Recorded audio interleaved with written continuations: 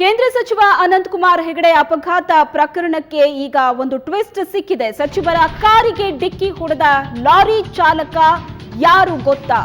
ಸಚಿವರ ಅಪಘಾತ ಪ್ರಕರಣಕ್ಕೆ ಒಂದು ದೊಡ್ಡ ಟ್ವಿಸ್ಟ್ ಸಿಕ್ಕಿದೆ. ನಿನ್ನೆ ರಾತ್ರಿ ನಡೆದಿರುವಂತಹ ಅಪಘಾತ, ಸಚಿವರ ಕಾರಿಗೆ ಲಾರಿ ಒಂದು ಡಿಕ್ಕಿ ಹೊಡೆದಿತ್ತು. ಆ ಲಾರಿ ಚಾಲಕ ಯಾರು ಗೊತ್ತಾ? ಇದು ಈ ಅಪಘಾತ ಪ್ರಕರಣಕ್ಕೆ ಒಂದು ದೊಡ್ಡ ಟ್ವಿಸ್ಟ್ ಅನ್ನ ಕೊಡ್ತಾ ಇದೆ. ನಿನ್ನೆ ಕೇಂದ್ರ ಸಚಿವರಾದಂತಹ ಅನಂತ್ ಕುಮಾರ್ ಹೆಗಡೆ ಪ್ರಯಾಣಿಸ್ತಾ ಇದ್ದಂತಹ ಕಾರು ಅಪಘಾತಕ್ಕೆ ಈಡಾಗಿತ್ತು. ಆದರೆ ಪವಾಡ ಸದೃಶ ರೀತಿಯಲ್ಲಿ ಸಚಿವರು ಆ ಒಂದು ದುರ್ಘಟನೆಯಿಂದ ಪಾರಾಗಿದ್ರು.